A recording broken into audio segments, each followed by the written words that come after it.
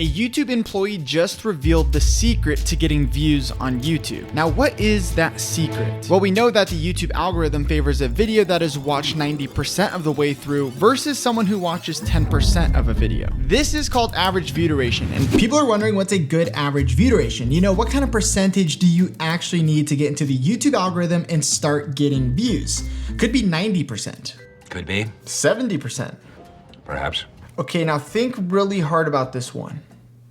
40%. I could see that as a very real possibility. 20%? That's just.